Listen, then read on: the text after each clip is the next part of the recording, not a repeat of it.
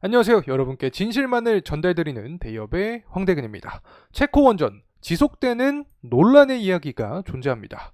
웨스팅하우스에서 제기한 소송에 대한 이슈, 체코 원전 수주가 가능한가 아닌가 의혹만 제기하는 상황에서 제가 직접 나서겠습니다. 과연 원전 수주에는 이상이 없는지, 체코를 넘어서 유럽에서의 원전 수주는 가능할지 영상을 통해서 공개할 예정이 있으니까 집중해서 시청해 주시면 감사하겠습니다. 우선은 한수원과의 통화 내용부터 함께 하시죠.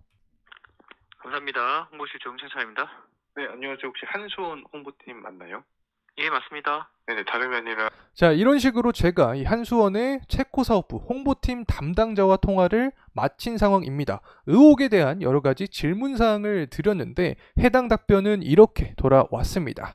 현재 이 웨스팅하우스의 소송이 진행 중인 것은 팩트인 상황이다. 100% 단언은 할 수는 없지만 별개의 사항으로 볼 수 있겠다.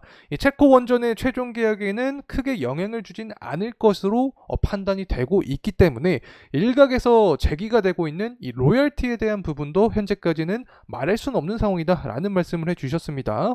개인적으로 생각을 할 때 지난 소송을 보게 되면 웨스팅하우스가 패소를 했었죠. 미국 정부의 소송은 아니기 때문에 자격이 없다라는 판결이 내려졌었습니다. 자, 그 이후에 이제 항소를 한 상황인데 패소에 대한 가능성이 높지 않나 생각을 합니다.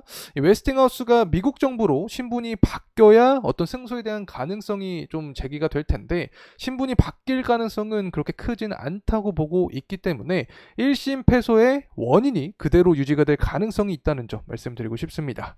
자, 그리고 또 다른 이슈죠. 바로 이 덤핑 수주 논란입니다. 프랑스 전력공사랑 우리나라 한수원이 사실은 경쟁에 있던 상황이었죠. 일각에서 어떤 내용이 나와주고 있냐면, 자, 우리나라가 저가의 가격에 입찰을 했다. 프랑스와 비교를 했을 때 약 60% 수준이기 때문에 만약에 이 웨스팅하우스 쪽에서 로열티가 발생을 하게 되면 적자를 보면서 사업을 하는 게 아닌가라는 의구심을 제기를 하고 있는 상황입니다. 제가 이 부분도 담당자에게 직접 통화를 하면서 물어봤습니다. 일단 손해를 보면서 사업을 하는 게 말이 안 되는 상황이다. 저한테 역으로 의혹을 좀 제기를 해주셨기 때문에 현재 나오고 있는 리스크에 대한 부분은 어느 정도 확대가 되면서 해석이 되고 있지 않나 생각을 합니다. 때문에 지금까지의 내용을 좀 결론을 지어보면 웨스팅하우스에 대한 소송 이 부분은 체코 원전 수주에 큰 영향은 없을 것이다. 이 적자 수주나 덤핑에 대한 논란은 사실과는 무관한 상황이다. 국내 원전 같은 경우에는 프랑스 또는 해외 원전과 비교를 했을 때 건설 단가 자체가 싼 것이지 손해를 보면서 혹은 적자를 보면서 파는 행위는 아니다. 이렇게 정리를 하면 좋을 것 같습니다. 자, 그리고 나서 이제 체코 원전 이후에 어떠한 방향성이 나타날까? 이 부분이 가장 궁금하지 않을까 생각을 하고 있습니다. 그래서 제가 유럽 국가에 추가적인 수주 가능성이 있냐라는 측면도 질문을 해봤습니다.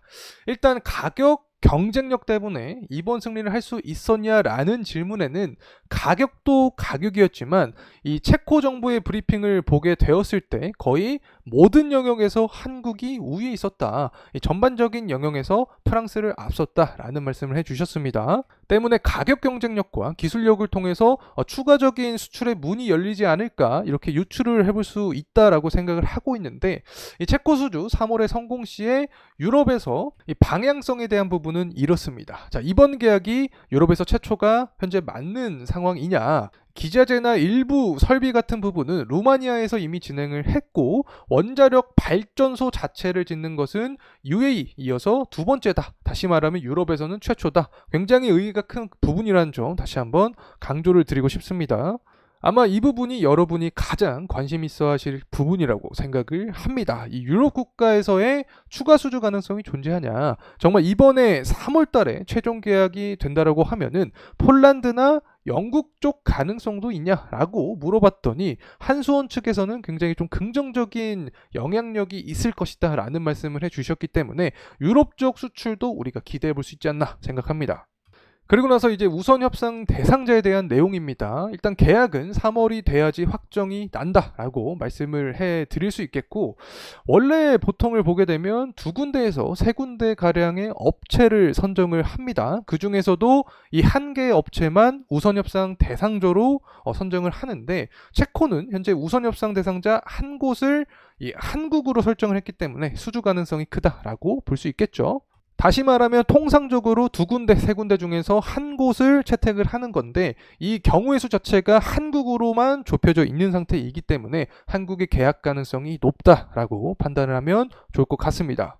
자, 이상으로 이 체코 원전에 대해 나오는 다양한 이슈들, 그 의혹을 제가 직접 파헤쳐 봤습니다.